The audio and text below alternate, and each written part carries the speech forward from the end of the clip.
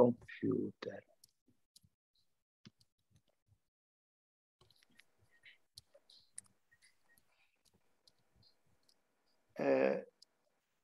Good evening for all of you, and welcome Jetsunma Tenzin Palmo for our fourth interview.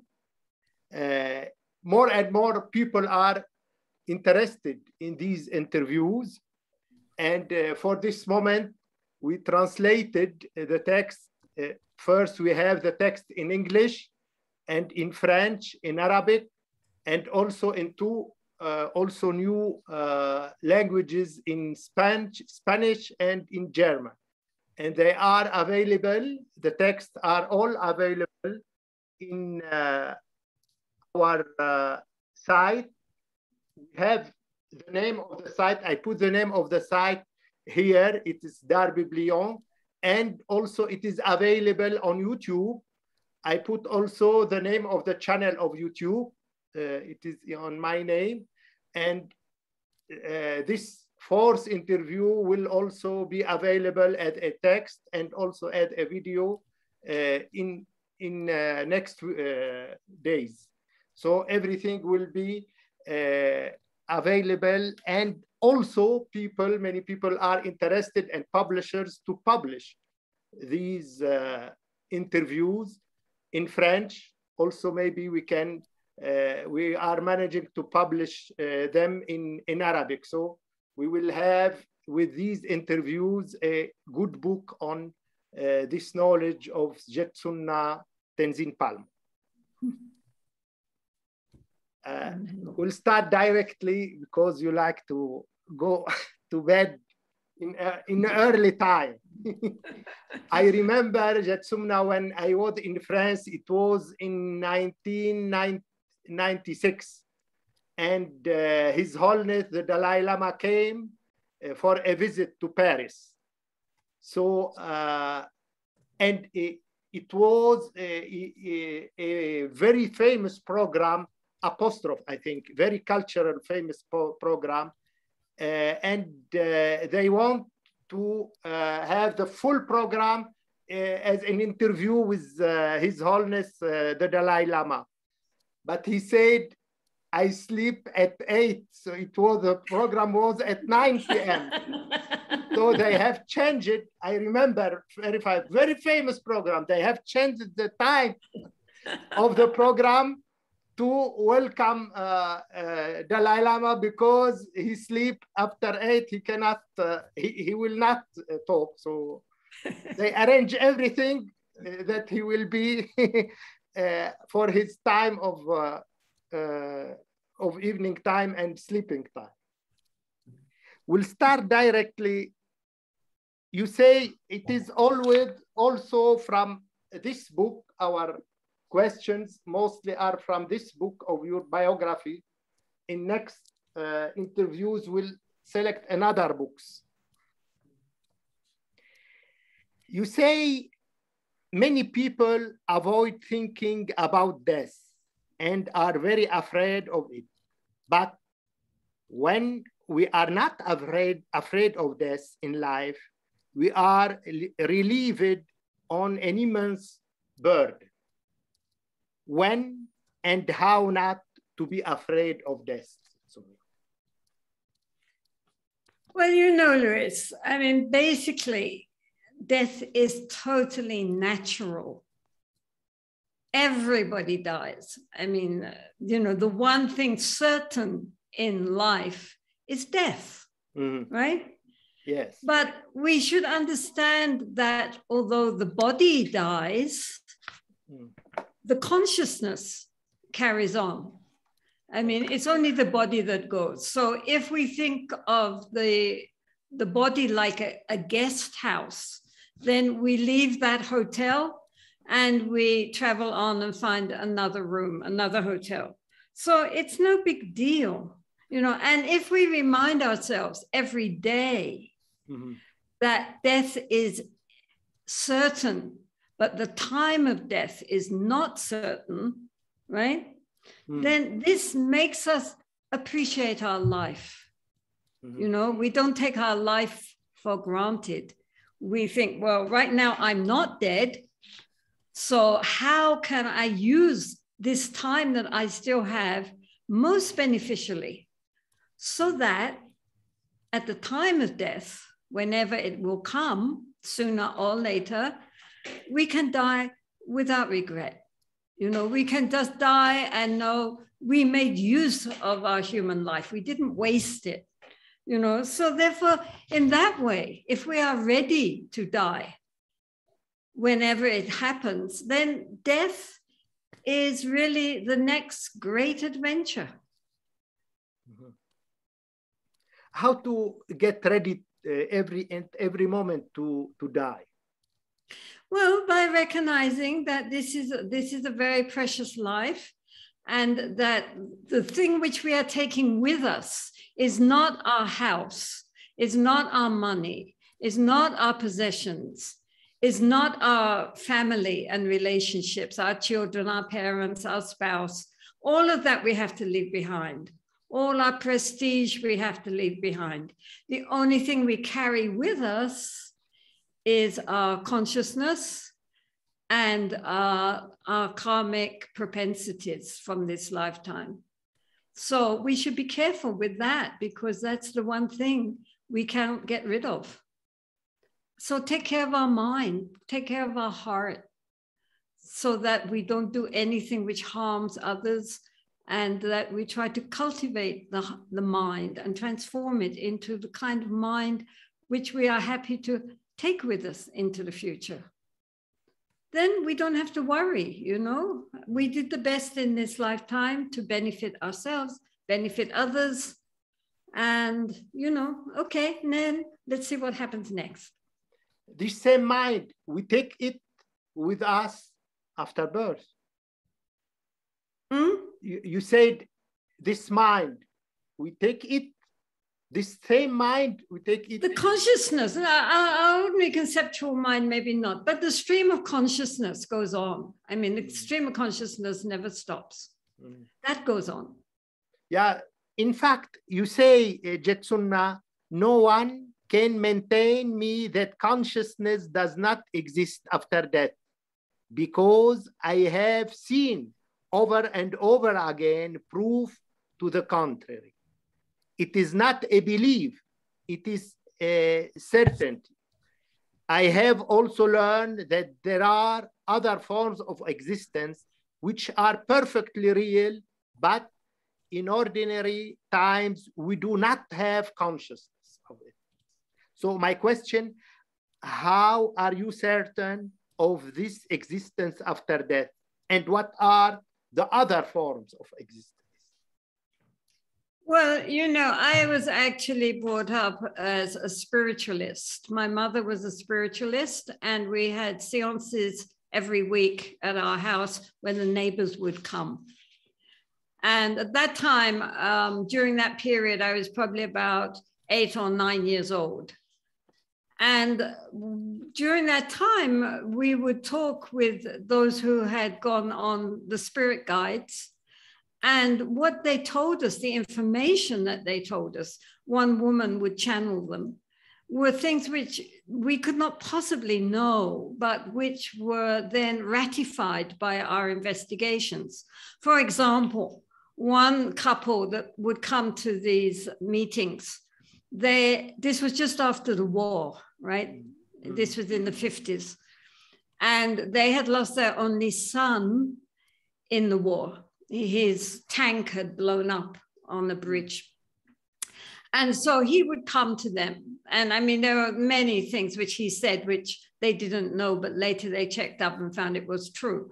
But right now, for example, he said, well, then I died on the 23rd of September, say. And they said to him, no, dear, it was the 24th of September. And he said, no, it was my death. I remember it was the 23rd. And you check up with the War Office because they made a mistake. So they wrote to the War Office and they said, we understand you told us it was the 23rd, but actually it's the 24th. And they got a letter back from the War Office saying, yes, so sorry, it was a clerical error. It was indeed the 24th.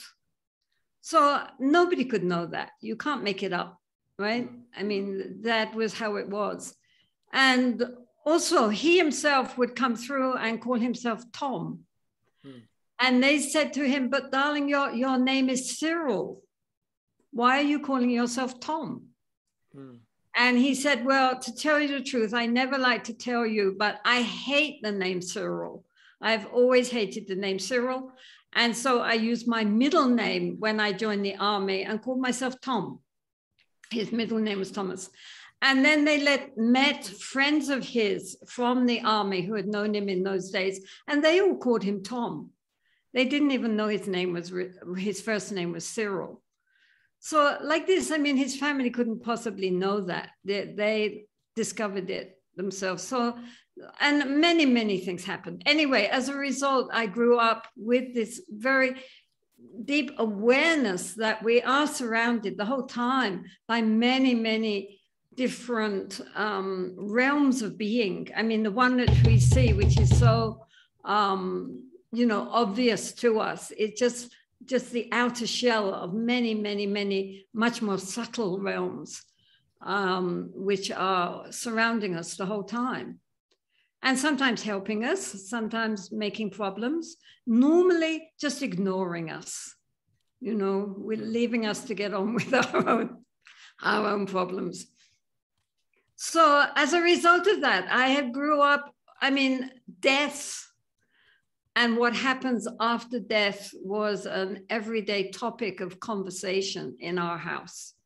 So it was never something that I feared or was something you never mentioned, because we were always very, very fascinated by, after we leave this particular realm of being, what happens next? And it seems what happens next for most people, if they're not really bad, is okay. Nothing to fear. You know.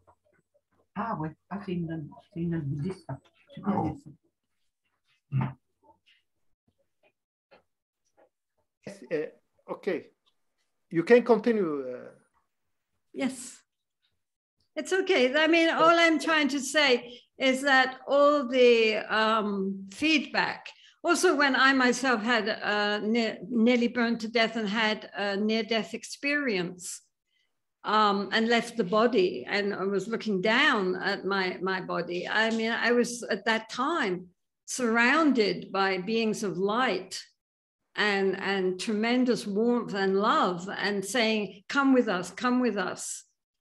And I mean, at that time, I certainly was, I thought, oh, now I'm going to die. Well, that's interesting. And I really wanted to go with these lovely beings of light. I didn't want to go back into my burned out little body.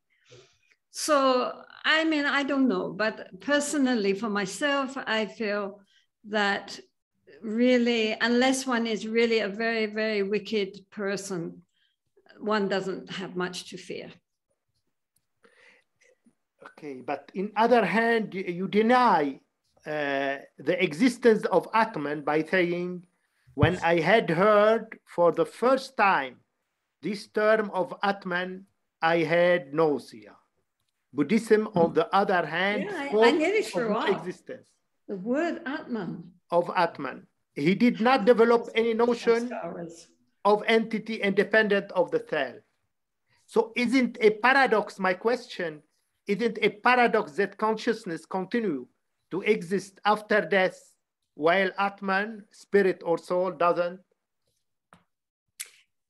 So the point is that our consciousness is not something static and unchanging. This is what the Buddha was denying. Something at the center of us, which is individual, unchanging, eternal.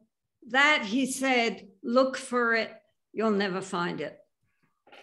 But he did not deny that we exist. And he did not deny that we are conscious beings. And so what we are trying to do, I mean, also, you know, in the consciousness, our ordinary conceptual consciousness changes moment to moment. It's like a river, right? It's just flowing. And so what he's saying is that the nature of the mind, the very nature of our mind is pure consciousness. It is indeed pure awareness or clarity. It is luminous. It is knowing. It is love and compassion, and it is great wisdom. That is our true nature. In the Mahayana, it's called the Buddha nature. That we all possess. But that is not something which is individual. I have a Buddha, you have a Buddha, he has a Buddha, everybody has their own little Buddhas. It's not like that. It's therefore described more like being like space or like the sky. It connects us with all beings. It's not what separates us from all beings.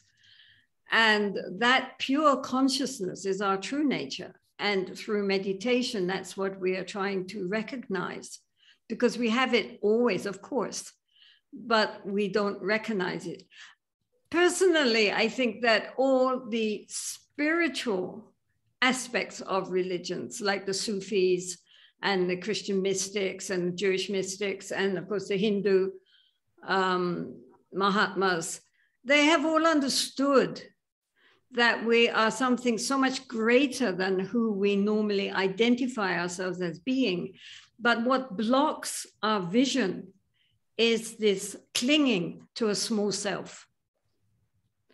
That this small self is what we think is me, even though we might call it Atman, but it's not really Atman. It's me, a bigger, more glorious me. And that, the Buddha said, is your big mistake. It's not like that at all. I mean, when we even get a glimpse of it, there's no self, there's no other. It's non-dual by its very nature.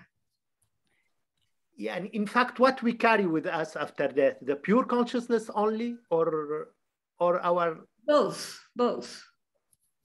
Because we're carrying, as long as we cling to an ego, as long as there is an ego there will be karma. Right? The ego carries karma along with it. We are only free from karma when we are free from the ego, when we are liberated.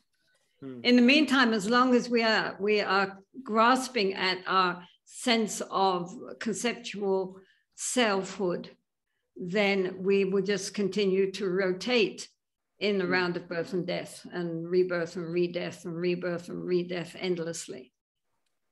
But at the same time, the whole time, this quality of pure primordial awareness is always there. It's always there. Otherwise, we wouldn't be conscious. Our problem is we don't recognize it. It's like the sky, all we see are clouds. We don't see the clear blue sky. So this is our problem. We need to look at the unconditioned beyond the conditioned.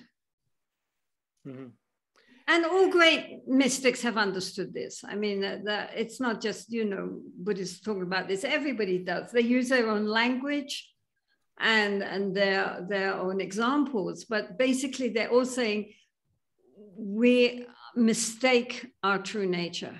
Our true nature is divine, and we don't recognize that. And that's our tragedy. Jetsunma, but why we are not aware of our previous life and how to be aware of it? Oh, some people are very aware of it, especially when they're children. Many children are talk about what happened before, but nobody listens to them. And they think, oh, you stop talking like that. That's just, you're making this up. You're telling lies. And people don't recognize that what the children are saying is what they actually remember. I mean, hundreds, thousands of cases of this, of children when they're young, describing the place, describing the people, describing everything. And if they are taken back to that place, then they recognize it and also recognize any changes which have taken place. So there's plenty of evidence. But as we grow somewhat older, then all the conditioning of this lifetime takes over, and the rest kind of goes to the background because nobody listens to you anyway. So what's the point of talking about it? So many children, they just, then this lifetime fills their consciousness and they forget. They know a previous life just by innocence, or they have some vision of it?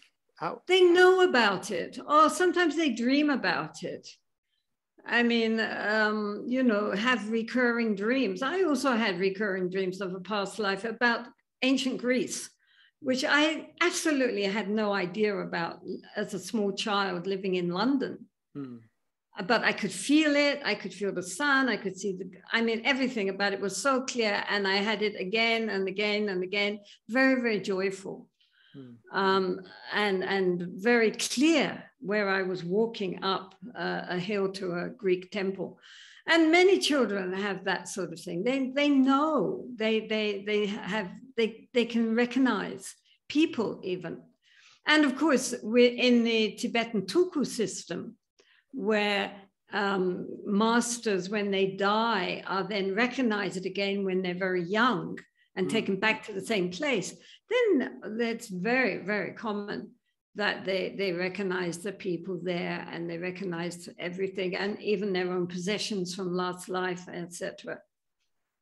This is part of the Tibetan system for making sure that they have the continuity of masters and that they don't lose them. Jetsunma will talk this moment about meditation, and we have many questions on it. You are professional and you are a great teacher on meditation. You say about your meditation experiences, especially during your hermitage period. You said, frankly, I don't like to talk about that. It is like your sexual experiences. Some people like to talk about them, others don't personally. I think it is extremely intimate.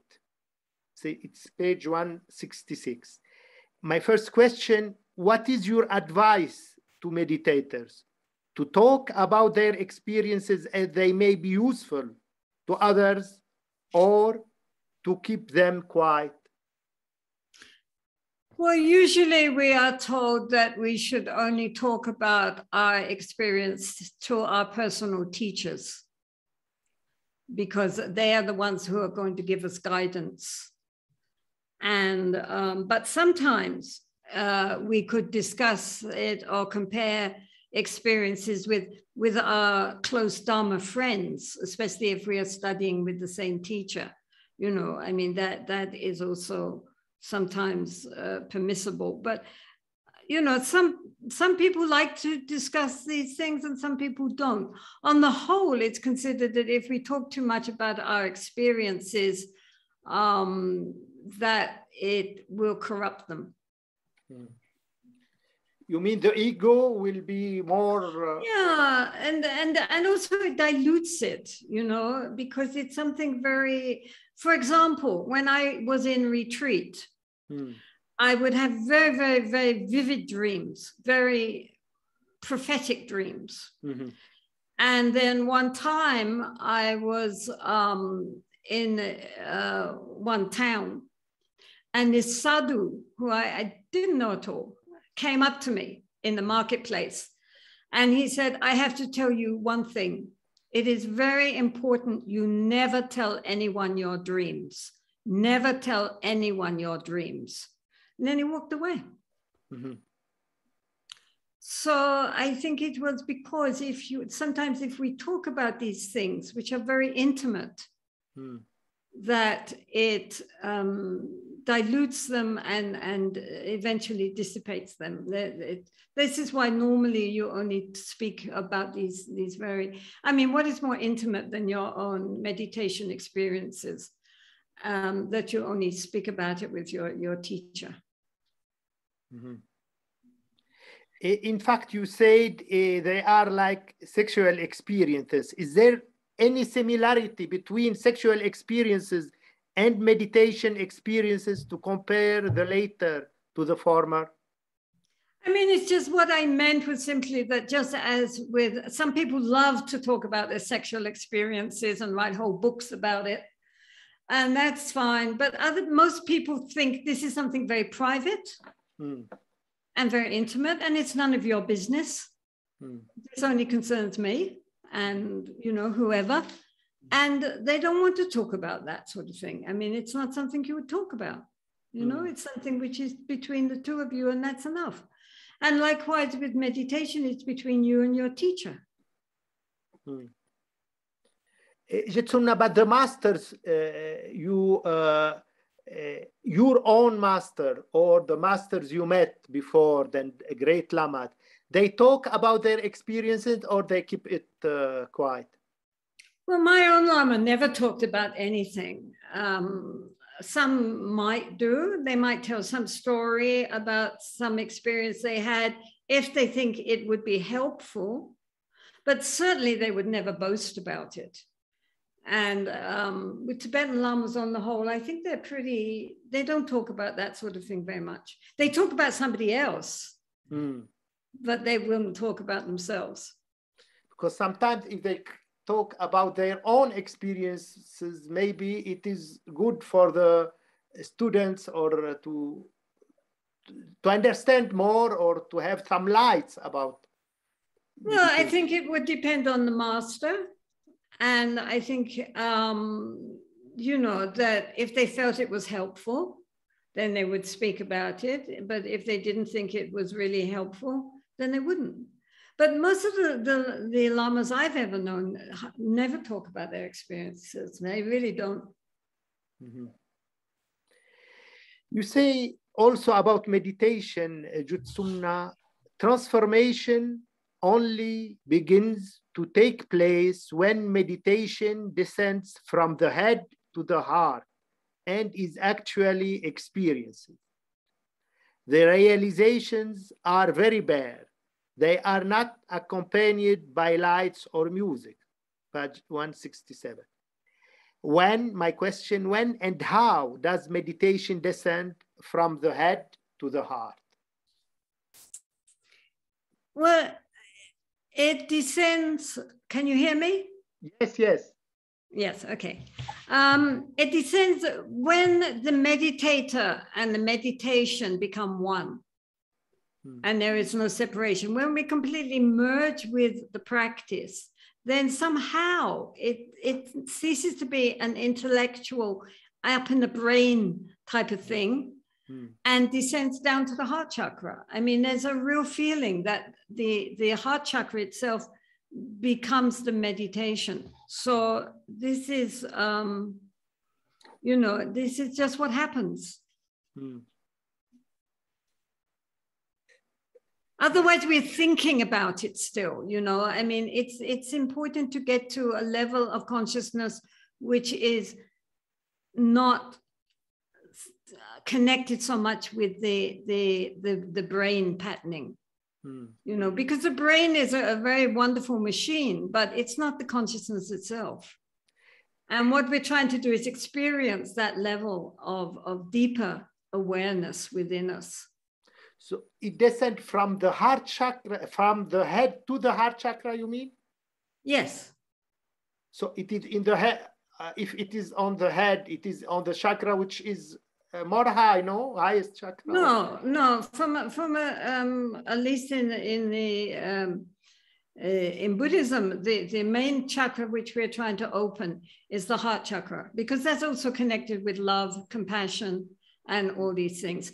And it's very important to recognize also that, as I said in that quote about its realization, direct realization of the nature of the mind is very bare.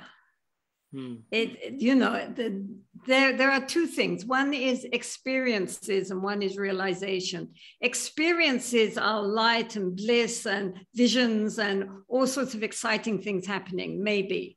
Sometimes very bad things happen, but often, you know, people they imagine that what they are trying to get is all this bliss and clarity and visions and so forth.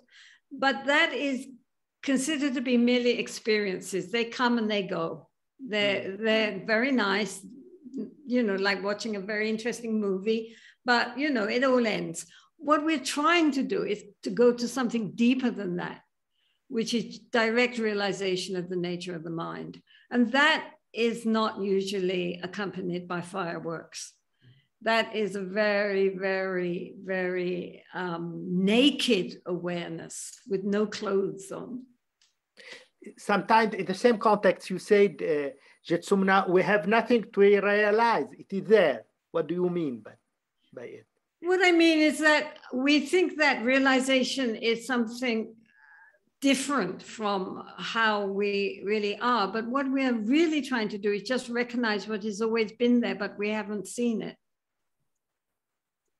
I mean, the fact that you can hear me and see me, the fact that we have consciousness shows we are conscious, shows we're aware. But normally, because we're talking to ourselves so much and so caught up in all our thoughts and feelings, we don't recognize that naked awareness, that naked consciousness behind it all. Just like if we look at the clouds and the rainbows and the thunderstorms, but we don't see the sky, we don't see the space.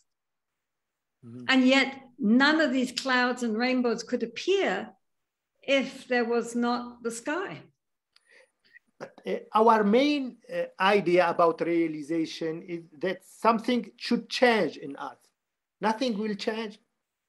Well, yes, it changes because we realize we are not who we think we are. That our identification with our conceptual thinking mind is a fiction. And when we see the true nature of the mind, then that is a very, very important breakthrough. Usually it's only a glimpse at the beginning. And after that, my Lama said that once you recognize the nature of the mind, you can start to meditate. Meaning that now we understand what we are trying to do, which is to stabilize and make more constant this naked primordial awareness, which is our true nature, and which is not something that you can grasp, like space. You know, everything appears because there is space for it to appear, but you can't grasp space. You can't say space is mine. This is my space. I'm breathing. You can't breathe my air, right? We are intimately breathing each other's air if we're together. And yet we are not even conscious of that, you know, and yet that is the fundamental of everything, the basis for everything to appear. Okay. Jetsunma, always on the subject of meditation, you say, it is only when you begin to see the nature of mind that meditation begins. Then you have to stabilize it until it becomes more and more familiar. When you have done this, all that remains is to integrate it into everyday life. My first question, is it through vision that we see and understand the nature of mind? It depends what you mean by vision. It's, you know, when we realize the nature of the mind, which is our primordial awareness, unborn, undying, right? This is there like space, you know, it doesn't come up and then disappear. It's always omnipresent, right?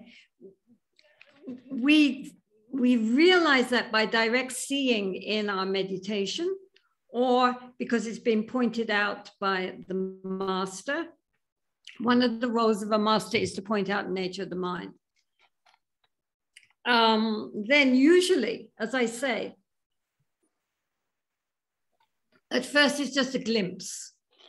And then the egoic conceptual mind grasps it and says, oh, now I've got it. Wow, I'm nearly enlightened, right? And so it's all gone.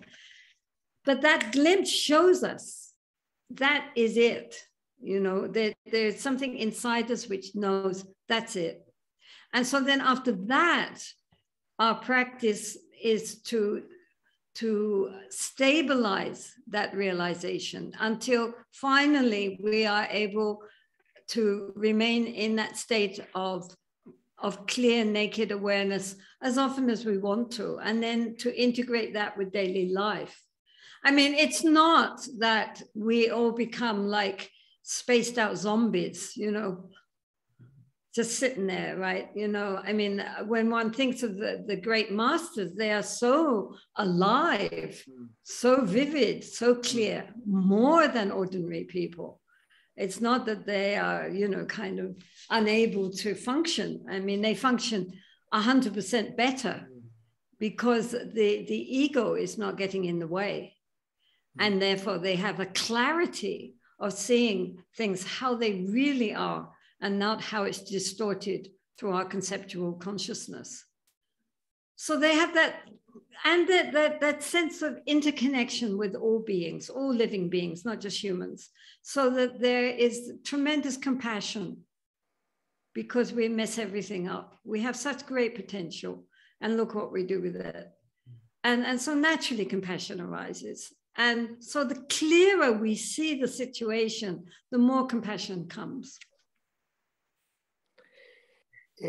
How and by what means can one transform everyday life into a meditation, as you told?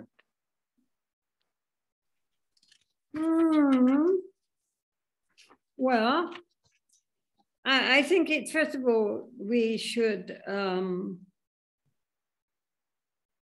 you know, how to turn the mind, what is the question? How to... You said, Jetsunma, that about all it remains is to integrate it in everyday life, the meditation. So how? Be aware, be present. Don't get caught up endlessly in the past. Don't get endlessly fantasizing about the future unless you need to make plans. But, you know, we all need to become more present, more mindful, more aware, and to open up the heart so that we embody loving awareness in everything which we do, you know, and instead of being swept away by our endless conceptual thinking, that we are here now with this, what is happening in this moment, how to then naturally it becomes obvious what to do. I mean, our responses become spontaneous. We don't have to sit and think about it. How shall I deal with this situation? It will become obvious. So our daily life has to be also a meditation. Absolutely, 100%.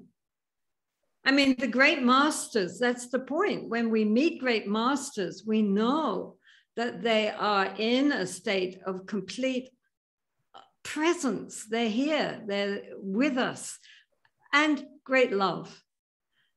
We just feel it, you know. I mean, you know, I'm sure you've met many great masters, and this is the feeling that you get with them, that they are totally present with you.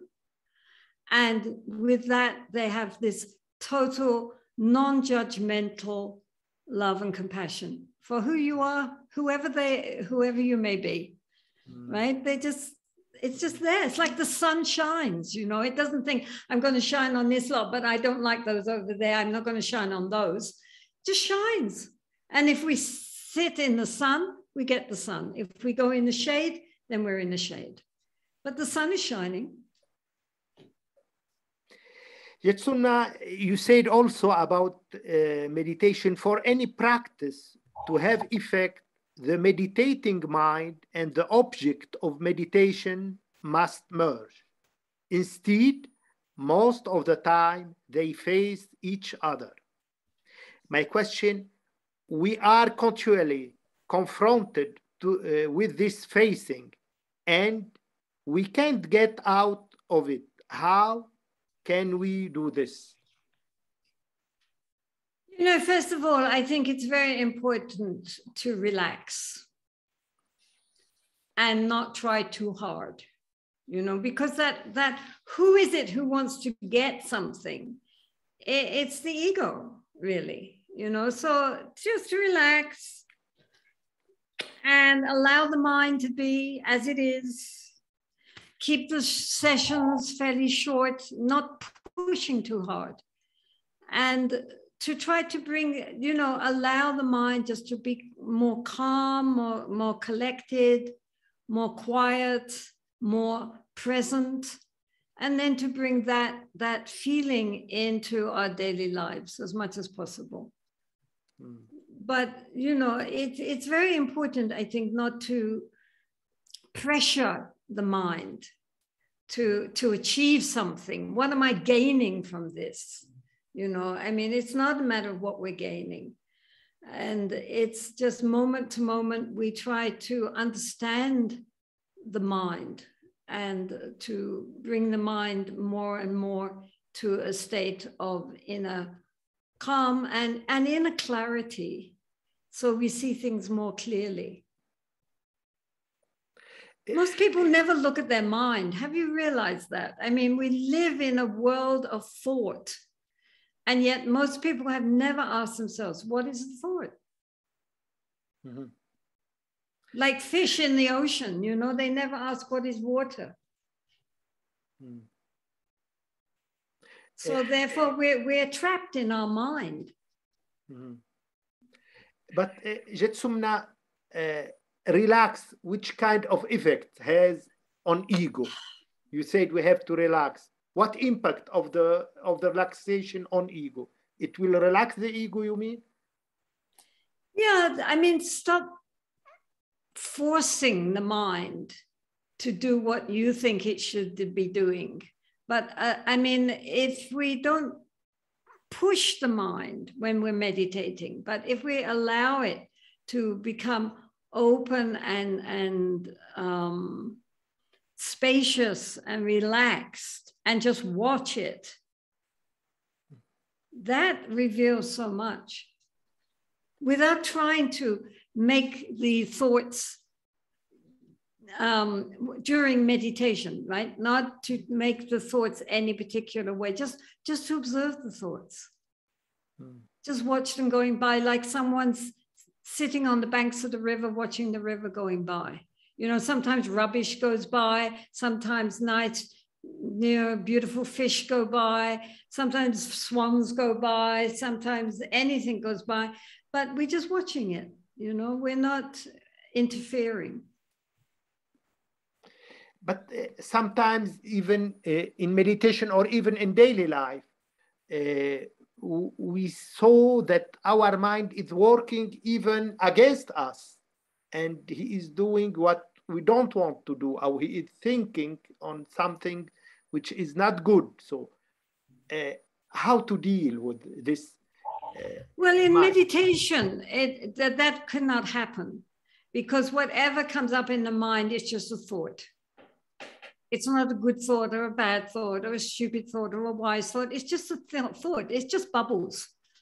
And we're not clinging to them, right? We're letting them go by. So even if we have a really stupid thought, it doesn't matter, because the next minute we've got another thought, right? We're not holding the thoughts or developing them or thinking, wow, that's a brilliant thought, I must think about that more.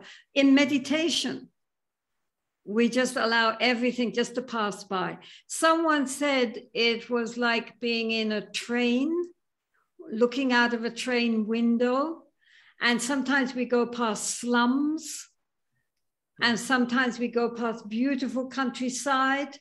But whatever we are passing, we're just passing. We're not getting out the train. In other words, we're not stopping.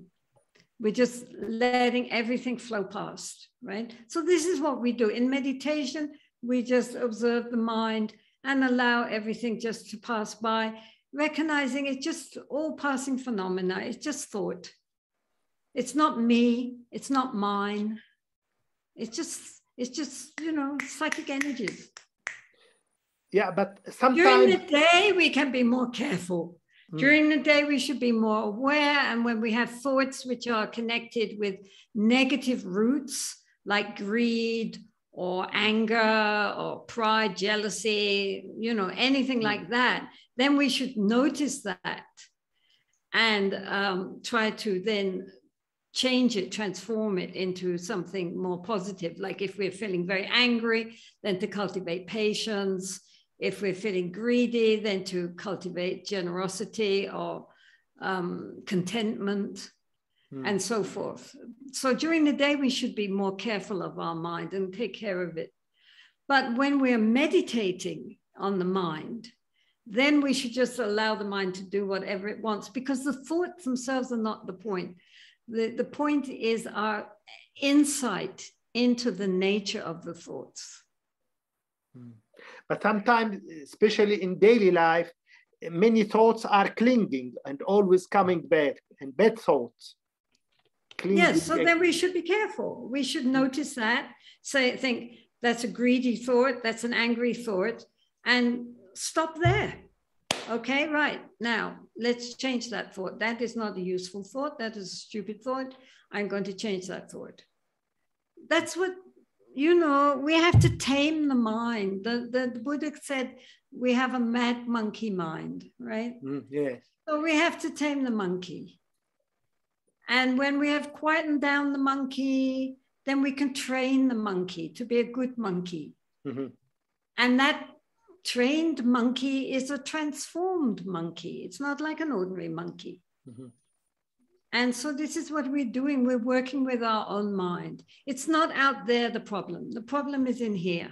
And once we recognize our happiness depends on a well-tamed mind, a mind which is filled with good thoughts, useful thoughts, happy thoughts, then we, then an inner joy begins to grow, because we become the masters of our mind instead of being the slaves of our mind, which most people are. You know, their feelings, their moods, they're completely engulfed in it. They have no control. So this is what we're trying to do, is to learn I have to take my mind with me, then who's going to be in charge? Why should this stupid ego, ignorant mind be giving all the rules?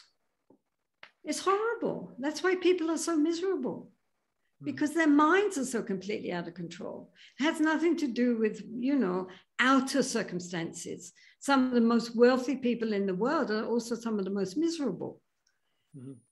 Some of the poorest people in the world could be some of the most joyful. It has nothing to really, not that much to do with outer circumstances. But it has everything to do with our inner landscape. And that we can change. I mean, this is a good thing, Lwiis. We can't change the whole of society, but we can change ourselves. Yes. Jetsunma, what about thoughts during when we are into bed? We are not totally sleeping. We are between sleeping and be aware. And so many thoughts, it is like during meditation, and some clinging thoughts. So how to deal with them? I mean, the thing is that with all these thoughts and feelings, if we recognize them for what they are, then we can let them go. I mean, somebody said that the real mantra of Buddhism is let go, let go, let go, because the mind always clings. The Buddha said that our suffering is due to our clinging mind.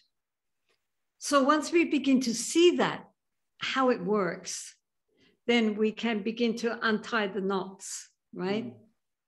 And in fact, it is said that it is not really like a rope which is tied in many, many knots. It's like that you have to untie it.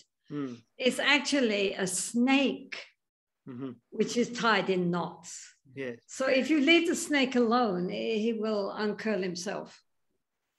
So if we look at our mind, then if we see the mind, then of itself, it will begin to release. That's what meditation is for. It's to release the mind. Okay. Jetsunma, what kind of meditation did you do in the cave? And what meditation do you continue to practice now? Well, when I was in the cave, I mostly did a lot of deity practices and a lot of mantra recitations, because that's what my Lama told me to do. So that's mostly what I was doing. And nowadays I do some deity practice, but mostly I just do sitting meditations. What do you mean by sitting meditation? Sitting, looking at the mind. Mm-hmm. Without any special technique or method of... Oh yeah, it's a kind of Mahamudra. It's called Mahamudra. Because always, and especially in the day of non-violence, you advise always watching breathe. Are you doing it? And why you always advise this special meditation? Well, you know, I mean, all the problems that we have in the outer world, almost all of them have been caused by our inner defilements of the human beings living on this planet. I mean, it's not the animals, it's the humans. And we as humans have, of course, enormous potential. Undoubted, we all have, you know, our Buddha nature. But in the meantime, it's so completely clouded over. And we are so driven by our greed, like anything, and our aggression and jealousy and competition and our fundamental egoistic ignorance, which then, of course, comes out in what we say, in what we do, in how we relate in society, and how we use our planet, and how we regard others. You know, this is my friend, this is my enemy. You know, I mean, all our delusion is creating all the troubles that we experience in the outer world. Of course it is. It all comes from, you know, from ourselves. I mean, if our minds were peaceful, kind, generous, and non-discriminating between people, this is my friend, this is my enemy, but everybody is considered to be our friend, worldwide, we would be living on a totally different planet. Mm. And religion is as much to blame as anyone, because religions are very, very divisive, which is too bad, because their founders were saying one thing, but their followers are going in the opposite direction, right? Mm. Okay. Jetsunma, you praise the effects of imagination by saying, creative imagination is in itself an incredibly powerful force. If properly channeled, it can reach very deep layers of the mind, layers that cannot be accessed through speech or mere analysis. Because at a deep level, we think in images. If we use images from an awakened mind, it awakens very deep levels in our own minds. Page 177. My first question, what do you mean by channeling the imagination properly? Well, you know, what I'm trying to say is we were talking, it was in relationship with deity yoga, where you see yourself as the deity or the Buddha. And that the creative mind is deeper than the intellectual mind, which thinks in words, right? The creative mind thinks in images. So therefore, this is the skillful means of deity practice.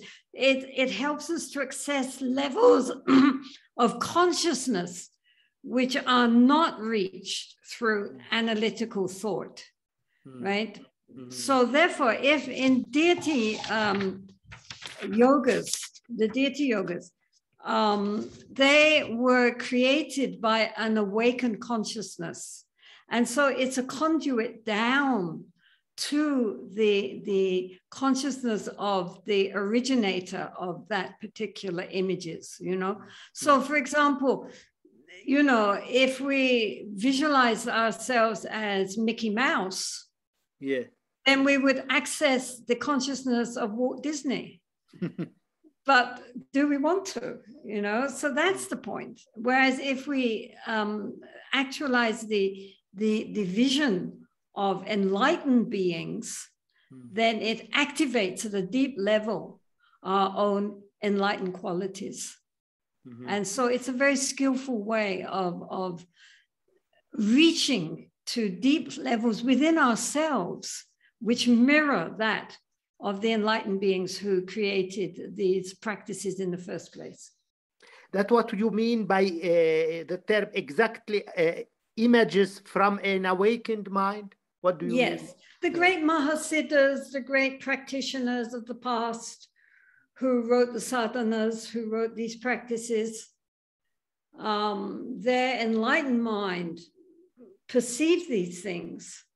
And then they wrote them down. And by practicing that, it takes us down to this level of awareness and consciousness, which is beyond the mere intellectual, analytical kind of mind. Yeah, what about what about images? What about sensations of the body? There is images and there is also sensations during meditation. Well, you know, I mean, people, especially if they are activating the various chakras, you know, experience many different experiences. And depending on what kind of practices you are doing, there are different kinds of experience. But many people experience great clarity, great bliss, great lightness, I mean, all sorts of things. The important thing is not to cling to that.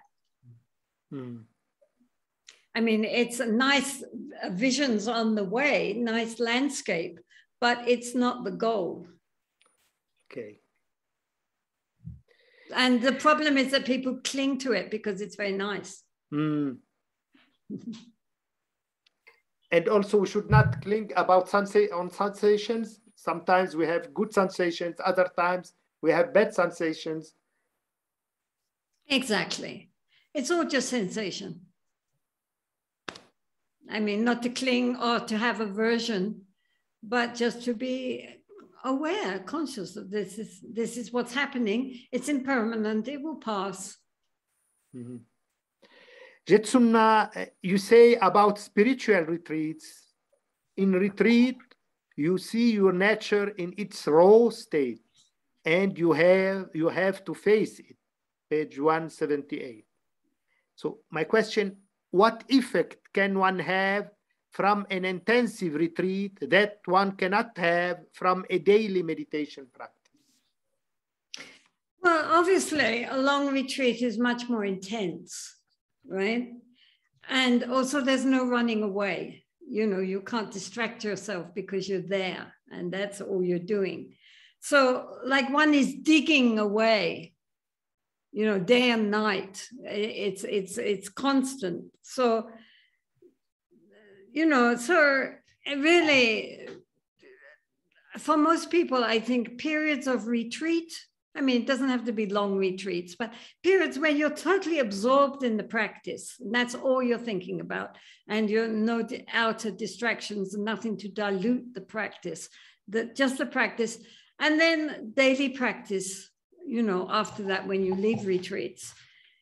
So, you know, it's very important to,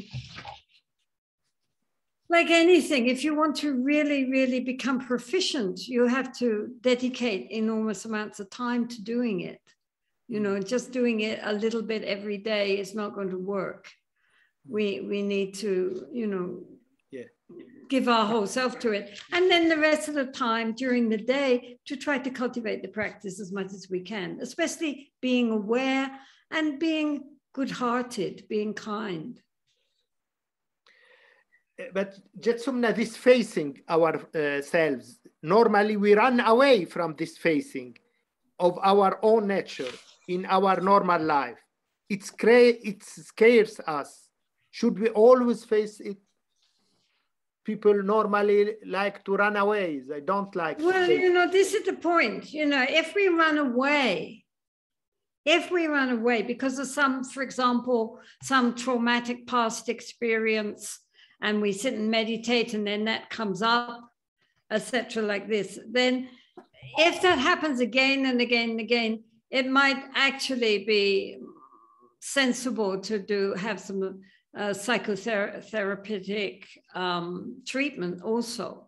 I mean, meditation and psychiatry could go together if there are really, really serious problems that we're running away from, because maybe we don't have the strength to deal with it. If it comes up very powerfully, we're just, you know, crushed by it. And if one is mentally unstable, then also one should be very, very careful, because meditation could bring up a lot of things. I mean, sometimes I say it's like, you know, if you think of the mind like an ocean, right? Yeah. Then normally we're living on the surface waves of the ocean, right? We're going up with the waves, we're going down with the waves. Sometimes we're happy, sometimes we're sad, sometimes we're worried, sometimes we're joyful, up and down, up and down, up and down. But as we learn to meditate, then the waves begin to get calm, and then we begin to go below the surface of the ocean, into the depths of the ocean. Now, in the depths of the ocean, one certainly could meet with friendly dolphins and very beautiful golden fish and all sorts of lovely things in there. But there are also sharks. There are also stinging rays. There are also all the monsters of the deep. And the deeper you go down, the more weird things are down there. And unless one is really very mentally balanced, it might be too much, especially if people do have monsters of the deep in their consciousness. You know, some people have very traumatic experiences from, you know, the past, from their childhood or from their life, that they don't know how to face, and they don't have the strength to face it. In which case, I think that, you know, they need professional help, and that they shouldn't go in for long retreats if they cannot deal with what's going to come up. Some people don't have anything coming up or very nice things coming up. Some people have a lot of fear. Yeah. A lot of fear. And if you are very mentally stable, you can deal with the fear. But if you're not, then it can, you know, push you over more. But the Buddha always recommended that first we start with shamatha, with calm abiding, to get the mind very well balanced and stabilized, you know, and also to develop that ability to be mindful, to be aware, so that we can witness what comes up without being engulfed in it. You understand? You can, if you have good mindfulness and awareness, we are not the thoughts. We observe the thoughts, but we are not the thoughts. And in that case, if that is strong, then even if very difficult thoughts and feelings come up, we can just observe them and witness them and see their essentially empty nature. This is not me. This is not mine. And then we gain great wisdom. But it requires that we have that inner stability first. Yeah, but when we said if people have a lot of fear, so, and it's the case of many people, even in meditation or in daily life. So how to deal? Well, as I say, if you have mental stability, you can deal with it. You can allow this fear to come up and say, hello, fear. What's your problem? What are you afraid of? I'm so sorry. Really, don't worry. Tell me about it. And we give loving kindness and compassion to our fear. Normally, the problem with fear is that we fear the fear, and we reject the fear, and we try to suppress it. And so it lives down below, it grows in the darkness. If we allow it into the light and we embrace it, with love instead of with fear and aversion, then it can transform. So we should integrate our fear, not if no, we more can do normally that, we escape from fear. Exactly, and that's why we have fear, because we're afraid of the fear. So we have double fear, right? Yes. Yeah. But if we are able, because of our practice, to give space for that fear to come up without feeling fear for the fear, but, you know, compassion for that fear and affection for that fear and wanting to listen to what it wants to tell us, then it can dissolve. It's like a thick black cloud.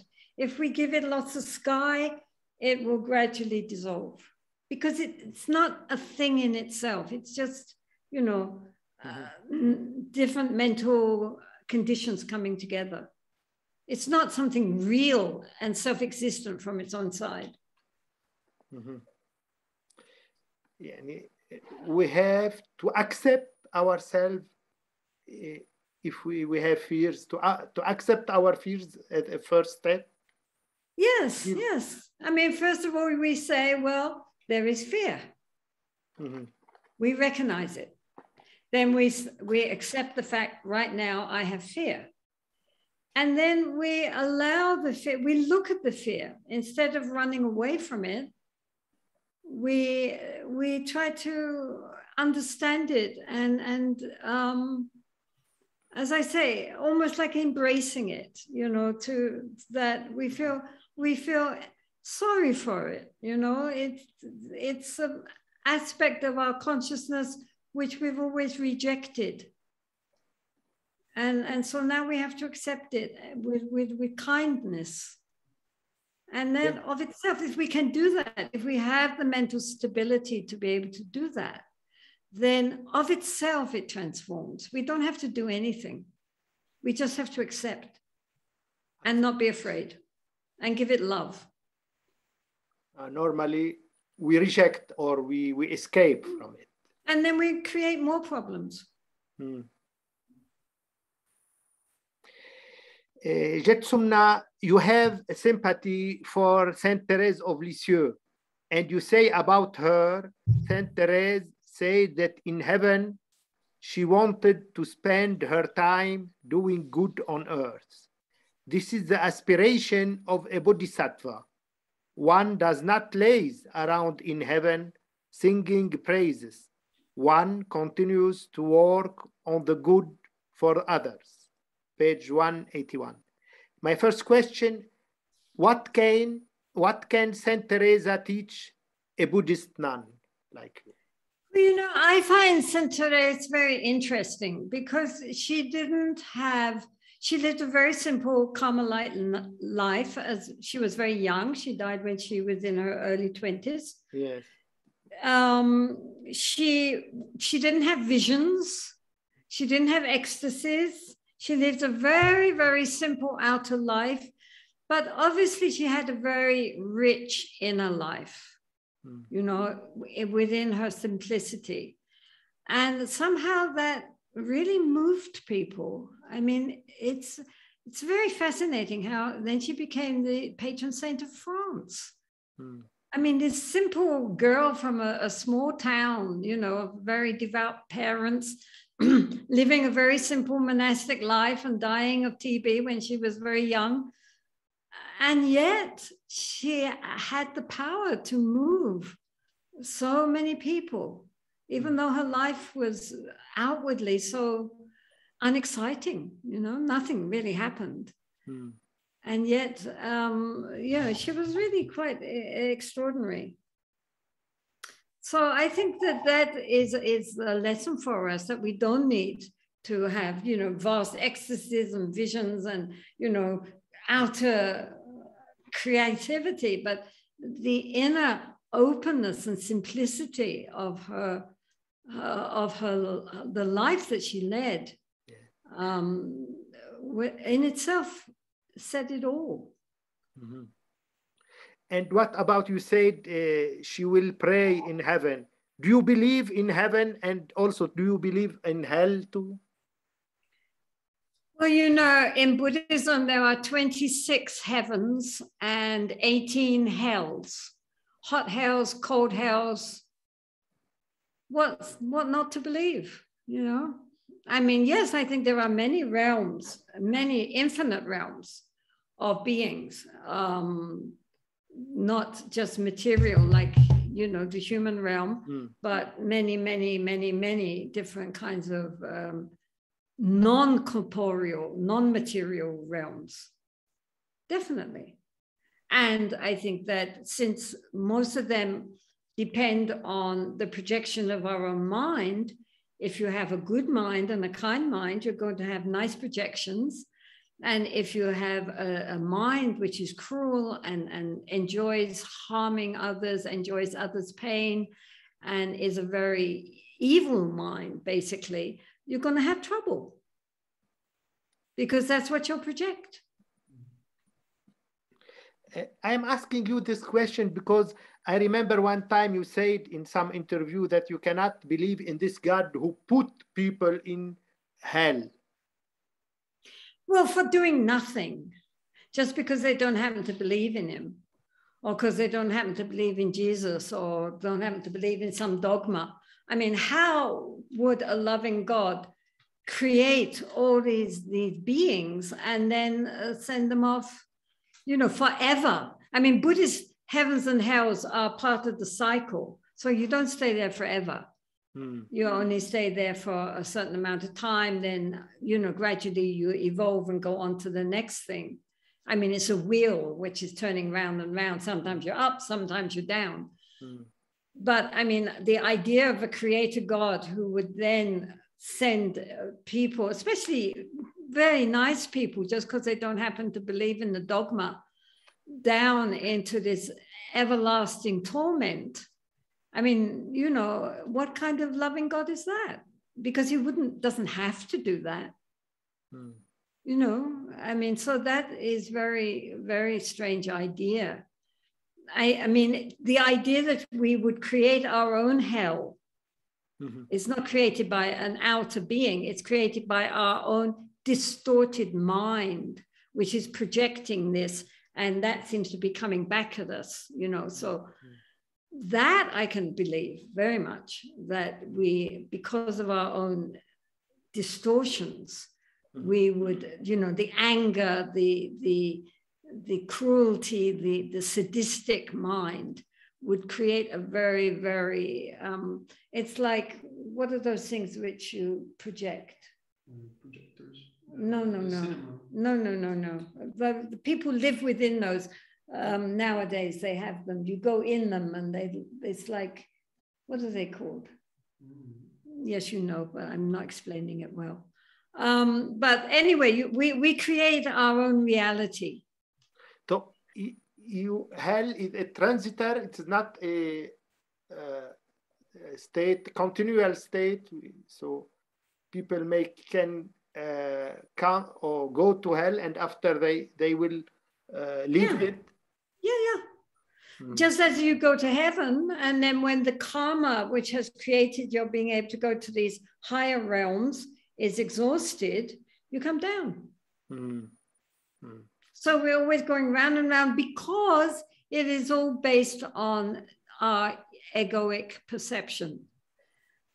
And until we recognize that from the very beginning, the ego was a fantasy made up by our mind, we are trapped. It's like being in prison, you know, you could be up in the penthouse suite or you could be down in the dungeons, but it's all prison. Jetsunma, still concerning the Christian monastic life, you say, I have the impression of having been a Christian monk in one of my previous lives. This feeling is very strong when I enter cloisters. It is a feeling of déjà vu. I think I decided to go to Asia when the Christian tradition stopped evolving.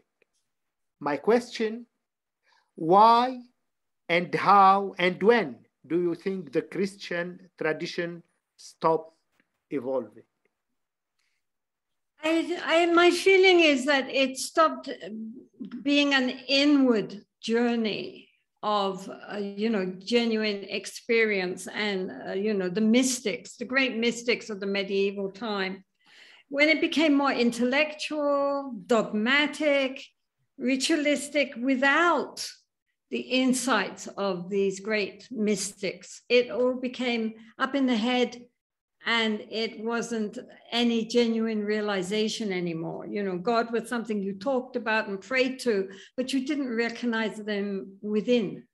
You didn't recognize your own divine nature.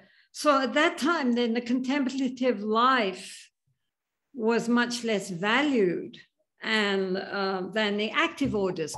And I mean, we just heard that, in fact, now the Vatican is telling the contemplative orders like the Carmelites, which St. Therese was, that they can no longer be cloistered. That now they can no longer have the grill, and that now they should go out and start teaching, and they shouldn't be cloistered nuns anymore. So this complete lack of appreciation of the dedication of these contemplative orders who don't go out and who spend their life in prayer. And nowadays it's all,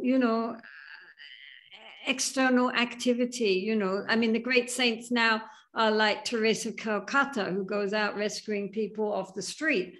But, the inner life where you're not showing any outer action, like St. Teresa of Lisieux, but it's all happening inside, that is, in general, not much appreciated anymore. They don't have a path. I mean, I knew a nun, a Catholic nun, who used to work in the Vatican. She was teaching meditation, actually, in the Vatican. And she said that she had been a Carmelite nun for several years, but then her health, she couldn't stay, and she became an external nun, but she was still a nun. But she said that when she came out from the order, she discovered Buddhist meditation. And she thought, why didn't they teach us this? It would have made all the difference if only we had known. And so then she was teaching meditation in the Vatican. And also, just before I left Italy, I went to a conference put on by the Benedictine monks, but Carmelites and Franciscans, Dominicans, Jesuits, everybody was coming. It was held in the nunnery in the convent called Santa Scholastica, just outside Rome. Santa Scholastica was the sister of St. Benedict. And so they were enclosed nuns, and they were watching from behind the grill. Right? But the other people there were all monks, except me. And I was also the only Buddhist. Everyone else was Catholic. And they were discussing about contemplazione, right? About contemplation. But they were all talking about Buddhist contemplation. One had spent 12 years in doing Zen in Japan. And one had done, 30 Goenka Vipassana retreats. And somebody else had done. I mean, they were all talking about their own Buddhist meditations. And I said, what about the Catholics? And they said, oh, forget it, it's gone. But at the end, the abbess, the head sister she sent a note saying, please, can someone come and teach us how to meditate? I mean, how is it they lost their tradition? And this was a contemplative nunnery. So what were they doing? Yeah, in fact, I already wrote a book about Saint Therese of Avila. She had a lot of tradition of meditation discovered by herself, but it is lost. Absolutely. But I think there's nobody to teach that anymore. Nowadays, many, not many, but some Catholic priests are teaching meditation, which they say is a traditional form, but it sounds quite Buddhist. But anyway, so many people want to learn. And they're you know, Christianizing it so that it's applicable to the people they're teaching. And it's so helpful for everybody, not just monks and nuns, but all the lay people. Everybody should learn how to deal with their mind skillfully, because we live in our mind. But you said about impression that you were a nun. It is only an impression of you have some vision about this. No, it's just, I mean, I was just probably just saying that in passing. But I mean, definitely, I have a very, very strong feeling of familiarity when I enter medieval cloisters, especially medieval cloisters. It's just, you feel like you know it, you know, it's something very familiar. Just a feeling. Yeah, it's just a feeling, nothing more than that. Okay. Jetsunma, concerning prayer, you say, I firmly believe in the effectiveness of prayer. In fact, it is not necessary to be a great yogi to help others. It is therefore obvious that you should invoke the Buddhas and Bodhisattvas. Ask them to increase your spiritual development. Page 182. My question, do you believe in the power of divine grace in the spiritual life? Normally, Buddha don't say anything about it. Well, in Mahayana Buddhism, they say a lot about it. And so in the Mahayana tradition, the feeling is that the whole universe is filled with love, light, intelligence, which in Mahayana Buddhism is seen in the form of the Buddhas and Bodhisattvas. So the whole universe is filled with this intelligence and love and light, which is totally non-judgmental.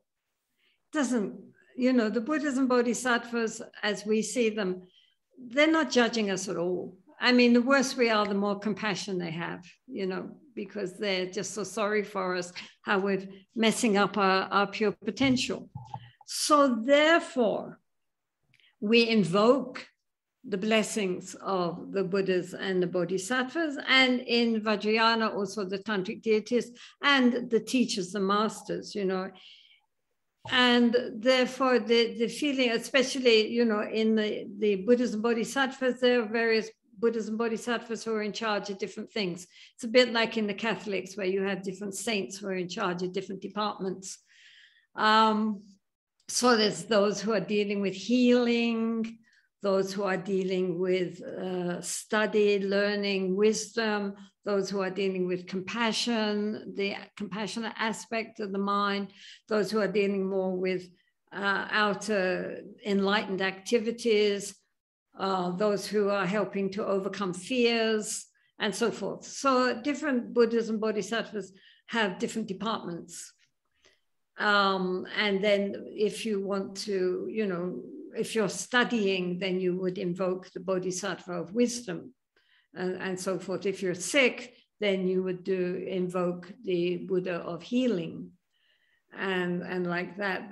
And in practice, always you visualize that the deity or the master dissolves into light, and then that light comes to the top of the head. It's like a globe of light, and then dissolves down into one's heart, and that one's own mind and the deity's mind are exactly the same, mixed like water into water. Because we are the deity, we are the Buddhas and Bodhisattvas, you know, it's not just out there, but they're our true nature. You say, Jetsunma, about your spiritual quest. The question is not what you gain, but what you lose. What you have to do is like peeling an onion, layer by layer. My question, so what do you have to lose in order, or what we have to lose in order to evolve in spiritual life? Well, obviously, the main thing we have to lose is our ego, our small sense of me, and our identification with our thoughts and feelings, that we think that they're real, that they're true because we think them, and that you know, that is me, my personality, my memories. This makes up who I really am. And of course, that's exactly who we're really not. All our habitual propensities, all our negative emotions, which are connected with the ego consciousness, our greed and our aversion, pride, our identity with our conceptual consciousness. We identify with our thoughts and feelings. That's the problem. Thoughts and feelings are not the problem. Thoughts and feelings are fine. I mean, it's natural the mind will think. That's the thinking isn't the problem. The problem is that we identify with the thinking and that we're swept along by the thinking. We cannot just witness the thoughts as thoughts. We become the thoughts. That's the problem. So all that has to go. We have to begin to drop all the ego's identifications and begin to look and see, you know, that we are not who we think we are. And what we are is so much more fantastic. That's why the Buddhas have so much compassion, because our potential is so incredible, and what we do with it, it's so sad. I mean, you know, no wonder they look at us, but they smile. I think it's very important to remember Buddhas and Bodhisattvas are always smiling, even though they see us messing everything up totally. Nonetheless, they see the goodness within us. We all have basic goodness. That's the beauty of it. But we have only to lose, we have nothing to gain. Well, because then that frees us up to have this open spaciousness instead of being, you know, all claustrophobic inside. You know, the mind is released into open spaciousness. And then we gain the qualities which are our innate qualities of love, of compassion, of wisdom, of awareness, of presence, all these joy, happiness, all these things which are our true nature, but which we've covered over because we are so fascinated by our conceptual thinking mind. So this is the problem. So by letting all this other stuff go, it's like, you know, all right, there's one example is like a diamond covered with mud, right? So then if you clean off all the mud, you lose the mud, then you've got the diamond. And the diamond itself has never been dirtied by the mud. However thick the mud may be, the diamond is always still completely pure and stainless. That's our true nature. Okay. Can we leave it there, please? Yeah, it is. You think we should stop? So yes, if you don't mind, we can stop now. Okay. It's already an hour and a half. That's a lot. Okay. So let us precise about our next interview. Well, we'll see. That's we're in October now, so November, December sometime. In December. We'll be in contact. Okay. Okay. Okay. Yeah. Thanks to be with us and for our next interview in December. Okay, my dear. May you be well. May you be happy. Thanks. Thank you. Thank you. Thank you.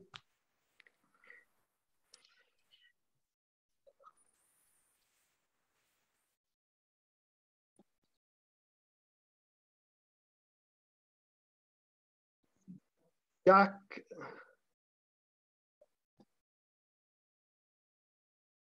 Oui. La parole est à toi maintenant. Très bien. Bon, ben, il y a eu beaucoup. Quelle est ton appréciation générale? Ben, il y a eu beaucoup de questions intéressantes et donc de réponses profondes. Et voilà, donc Tu as bien fait aussi de lui demander quelle pratique elle faisait dans sa grotte et maintenant. Et donc, c'était pas très clair que dans sa grotte, elle faisait beaucoup de pratiques de déité parce que son gourou lui avait demandé de les faire et que maintenant, elle faisait beaucoup de pratiques de Mahamudra. Et donc, elle insiste sur cette simplicité, hein, du Mahamudra, de observer son propre esprit et que on est tout le temps dans les pensées comme des bulles, mais qu'on se demande jamais qu'est-ce que c'est qu'une pensée, qu'est-ce que c'est que cet esprit qui produit les pensées. Et donc, là, il y a quelque chose de fondamental à travailler. Et voilà, de toute façon, tout ce qu'elle dit est fondamental, hein, même quand elle parle très simplement. Mais voilà, donc c'est important aussi de, même si quand elle parle pour les débutants, pour l'introduction d'un congrès ou d'une nuit de la méditation, elle parle beaucoup de l'observation du souffle et qu'elle dit que l'observation du souffle a emmené le Bouddha jusqu'au nirvana. Il y a quand même beaucoup de choses qui découlent de l'observation du souffle et puis qui sont des approches différentes aussi que l'observation du souffle, qui complètent l'observation du souffle, qui font que l'observation du souffle peut bien marcher. Et donc, il faut bien voir tout ce contexte. Moi, je sais que je tourne beaucoup et je vois beaucoup de gens qui essaient de méditer. Et moi-même, j'essaie de méditer aussi. Donc, dans 95% des cas, ils font l'observation du souffle. Mais j'ai envie de leur dire quand même, élargissez. Là, on a parlé 2 heures de méditation avec Tenzin Palmo et l'observation du souffle, elle nous en a parlé pendant 5 minutes. Tout le reste, c'était beaucoup d'autres choses à comprendre. Il y a Shamatha, il y a Vipassana, il y a l'observation de l'extérieur, il y a l'éthique, Même, il y je a les lui ai posé la visualisations, il y a les question sur mantras. l'observation du souffle et elle n'a pas insisté. Oui, ben, elle en avait déjà parlé à la nuit de la méditation pendant 20 minutes, une demi-heure. Voilà, donc il y a beaucoup d'autres choses à dire. Ça veut pas... Et c'est vrai que quand on est dans une vie agitée, ils le disent, les Tibétains, ils font des méditations qui sont adaptées spécialement à des types de personnalités. Et quand on a une personnalité, un psychisme agité, ce qu'on appelle le vata en Ayurveda, mais ça a été repris aussi par les Tibétains, quand on est agité par le vent des sensations, le vent des idées, à ce moment-là, l'observation du souffle est la première chose à faire. Mais après, il y a aussi plein d'autres choses qui équilibrent, qui complètent, qui permettent d'aller plus loin. Y compris donc cette ouverture finalement vers la non-dualité, quelque chose de très simple, une nature de l'esprit, comme elle dit. Des fois, on a des expériences qui sont comme des feux d'artifice, mais la réalisation de la nature de l'esprit, c'est quelque chose de très simple, de très dépouillé. Elle dit bare en anglais, ou naked, c'est-à-dire dépouillé, nu, dénudé. Et donc ça, ce sont des choses très importantes aussi à comprendre. Et donc, toutes les 2 phrases aussi, ce qu'elle dit évoque pour moi des enseignements de Swami Vivekananda. On retrouve des fois exactement les mêmes images quand elle dit que la nature de l'esprit, c'est comme un diamant qui est couvert de terre, qu'il faut retirer la terre. Vivekananda disait exactement ça, où il prenait l'image d'un vase en or, ce qui revient exactement au même, couvert de terre, il faut retirer la terre. Voilà, ou alors le descendre dans l'océan, la superficie de l'océan, il y a du mouvement. Quand on descend dans l'océan, on va plus vers l'immobilité, on découvre plein de choses. Ça aussi, c'est important. Et le côté progressif pour la vie de solitude, c'est aussi important parce que sinon, voilà, si on ne veut pas progressivement, on veut forcer de la retraite, on peut être débordé par ses propres peurs. Et donc, ça aussi, Vijanda disait que la grande utilité de la retraite intensive, c'était de développer la non-peur, de faire face à ses propres peurs, de les passer. Donc, ça aussi, effectivement, et c'était pas simplement des peurs psychiques. Hein. Elle, quand elle était dans sa grotte, pendant 6-7 mois, il y avait de la neige. Et j'ai été une semaine dans sa grotte, donc la pente à la sortie de la grotte est très raide. Donc, on ne peut pas sortir quand il y a la neige. On risque de glisser puis de tomber. Et donc, être 6 mois de l'année coupé de non seulement de l'alimentation, mais aussi de la médecine, il faut être sûr de soi. Il ne faut pas être dans la peur. Voilà, donc ce côté de la grotte, c'était spectaculaire. Mais bon, c'est aussi quelque chose d'interne, faire face à toutes ces peurs. Et puis la peur du regard de l'autre aussi, qui peut être très invalidante pour beaucoup. Donc, tout ça, ce sont des points essentiels. Oui, c'est-à-dire son approche de la peur, il faut intégrer sa peur. Et ça, je crois que c'est en même temps, c'est important, c'est assez fin, c'est subtil. Oui, et c'est simple psychologiquement, être capable de dire bonjour à sa peur et lui demander, comme on demande à un enfant qui a peur, qu'est-ce qui ne va pas, de quoi tu as peur. Hein, cette tendresse vis-à-vis de sa propre peur est importante. Et puis aussi, quelque chose qui me vient depuis des dizaines d'années, c'est les complications du mental, c'est-à-dire on a peur de sa peur. Hein, Ouais. si on voit sa peur sans peur, ben c'est déjà à 80% résolu. Mais le problème, c'est qu'on a peur de sa peur. Hein, on ne veut pas de cette Mais peur, donc elle nous fait justement, peur. c'est ce que je lui ai demandé. Et Jacques, quel est ton point de vue, toi? Comment ne pas avoir peur de notre peur? Oui, ben il y a à développer hein, je regarde, oui, juste une source technique. Voilà, donc.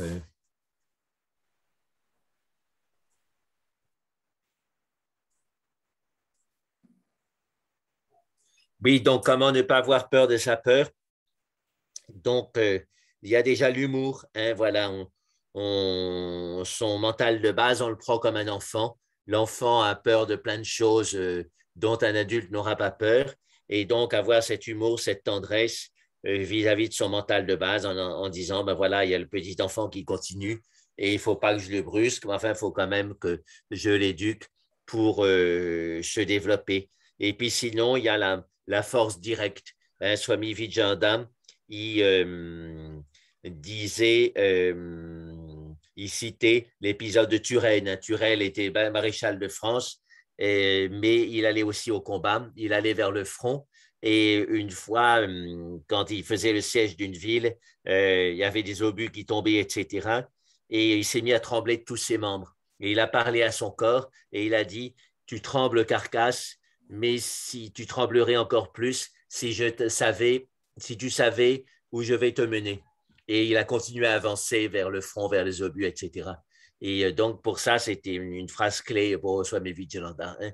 Quand on a peur, aller franchement vers la peur et à ce moment-là, on la dépasse. C'est ce qu'on appelle en psychologie l'attitude contraphobique. Hein, on a des choses qui nous font peur, par exemple l'eau, et ben on saute dans l'eau. Et quand on saute dans l'eau, on s'aperçoit que ce n'est pas si terrible que ça.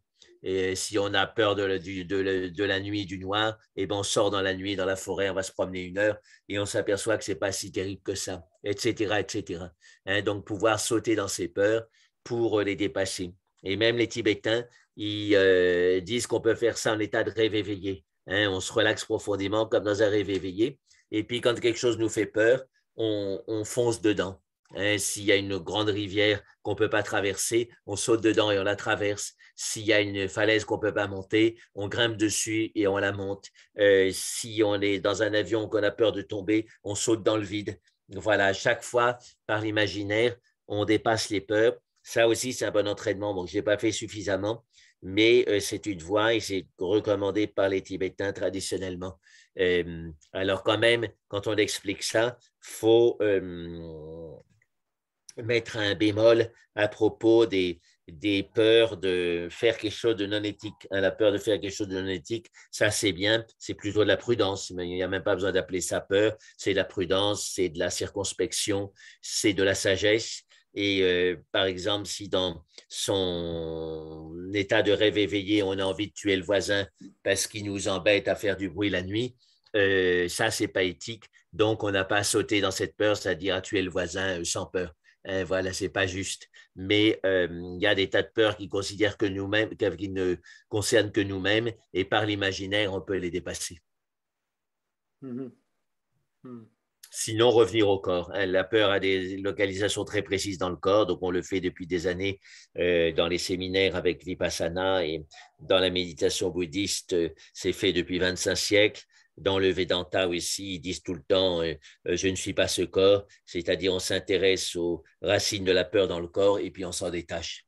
Et comme elle le disait, hein, ce n'est pas des nœuds à défaire laborieusement, péniblement, avec ses doigts de façon active, c'est simplement ne rien faire. Et à ce moment-là, les nœuds sont pris comme dans une sorte d'acide et l'acide dissout les nœuds spontanément.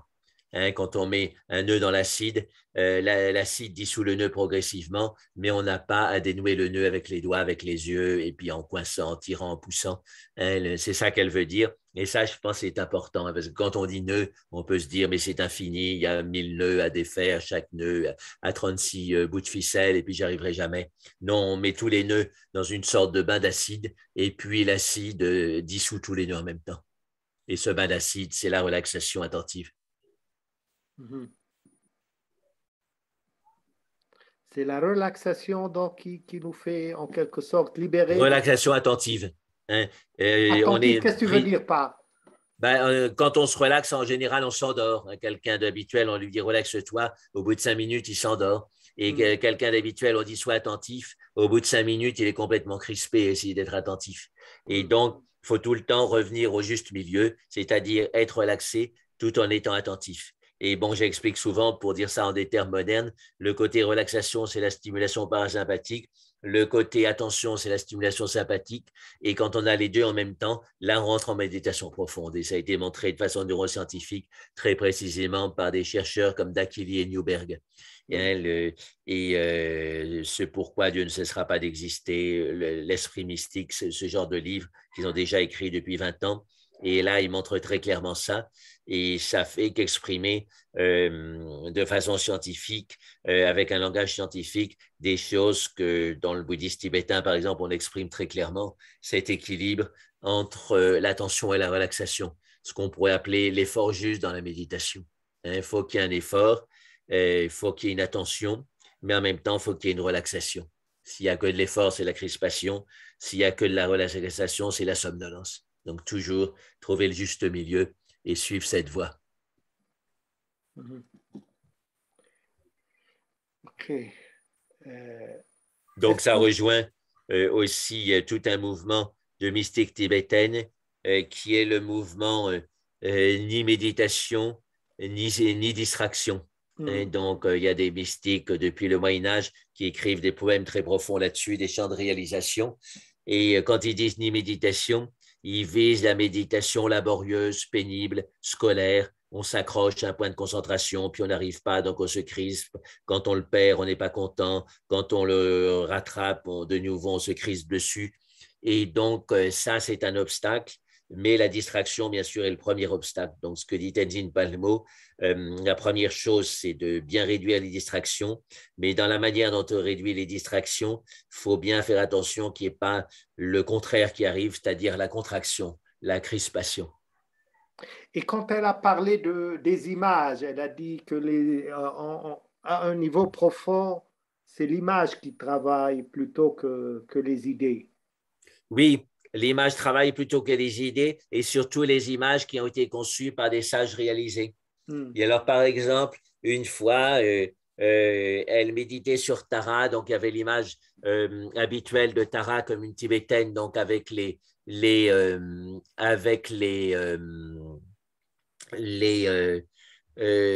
cheveux noirs.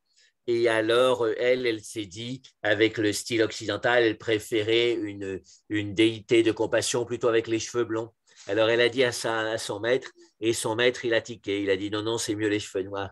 Mais voilà, le maître lui-même, il disait à d'autres moments, le bouddhisme tibétain, c'est 50% de bouddhistes, 50% de tibétains. Et donc, il dit, de culture tibétaine.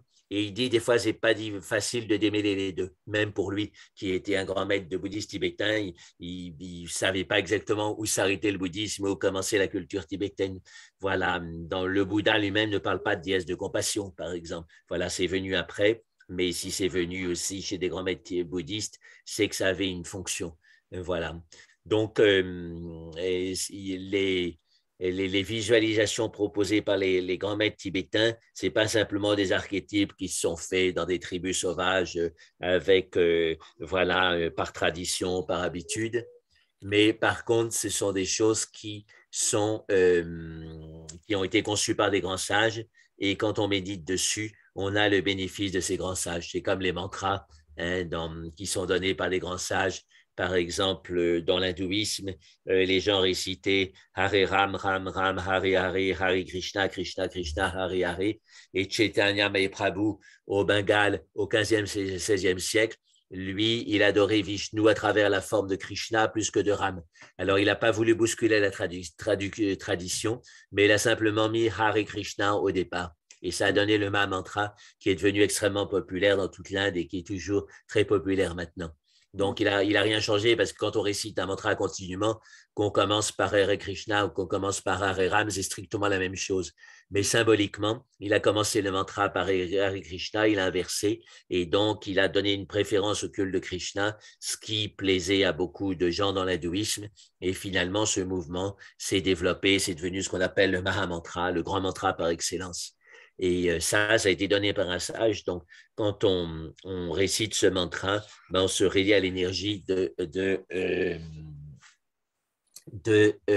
Chaitanya Mahaprabhu. Oui. Oui. Pardon. Et est-ce que, Jacques, tu vas fixer un rendez-vous pour la traduction cette fois, comme autrefois? Je crois que oui, on peut faire mardi prochain, ce serait bien. Hmm.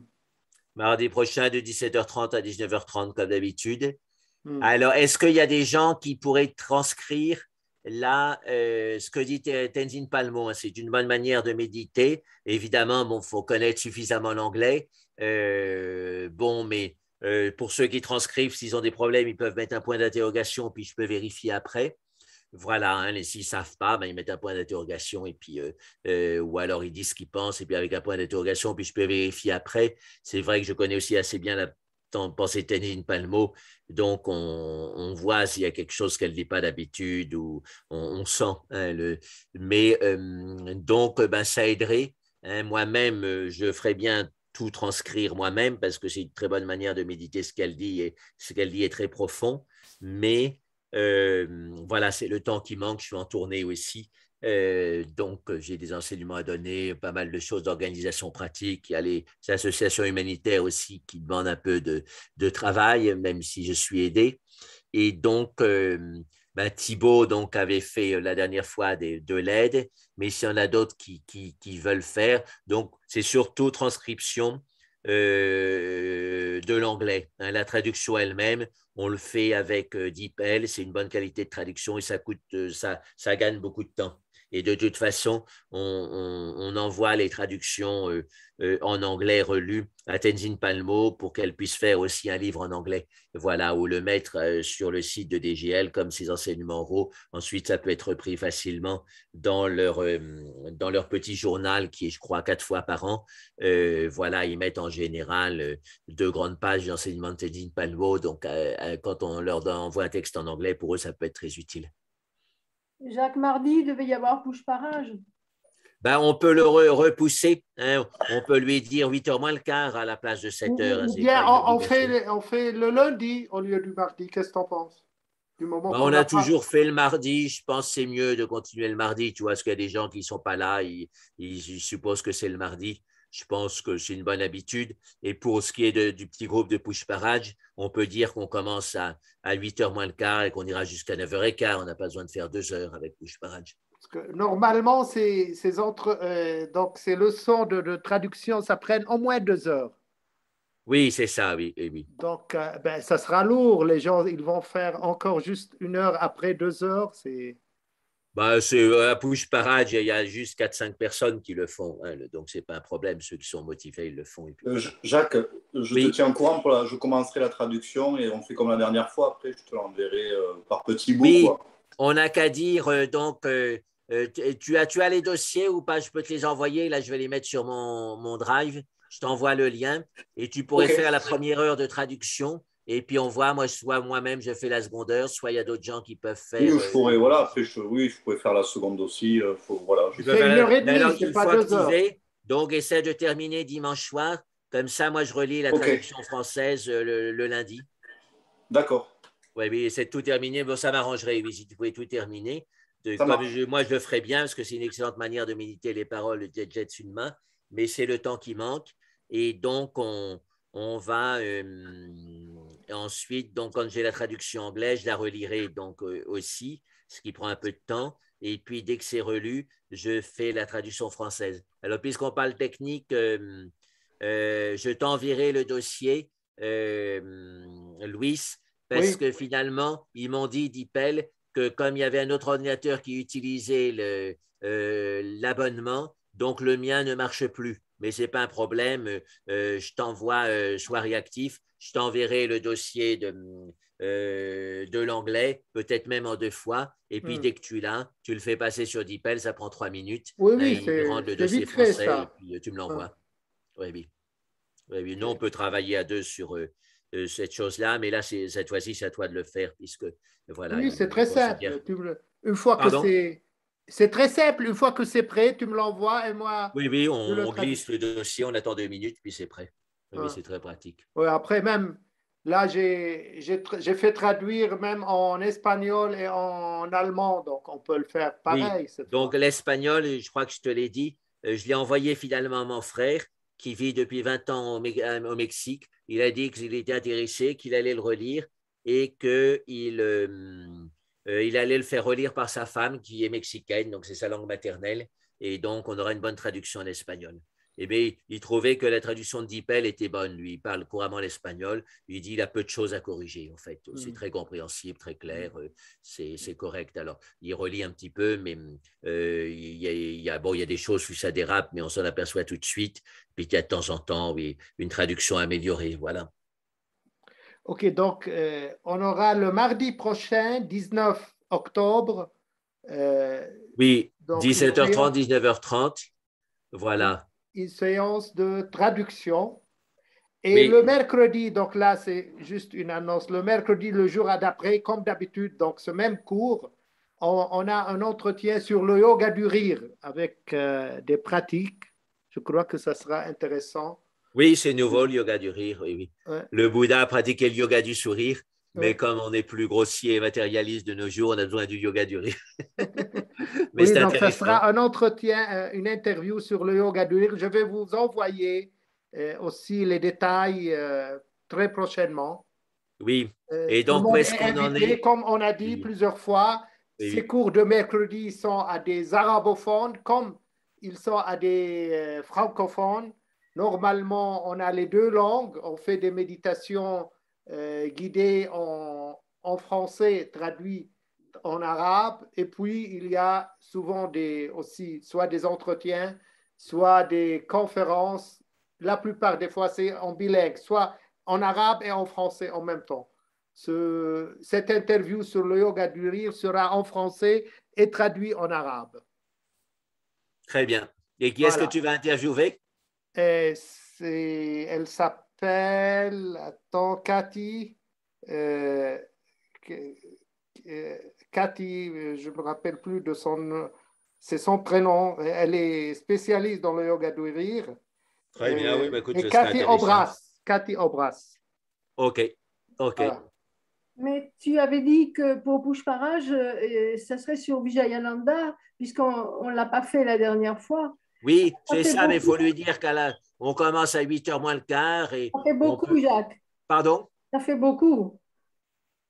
Ben, écoute, Oui, oui, à mais mon avis, il vaut mieux reporter ça, Jacques, parce qu'on aura 2 bonnes heures de d'accord, ben, alors on traduction. le fait le mardi suivant, voilà, on ne sait Oh, pas, oui, oui, on oui. a le temps, oui, oui. Dis-lui alors de ma part, hein, est-ce que moi je D'accord. lui ai parlé de mardi, donc c'était le 19, dis-lui le 26, parce qu'on a cette traduction. Hein, voilà. Voilà.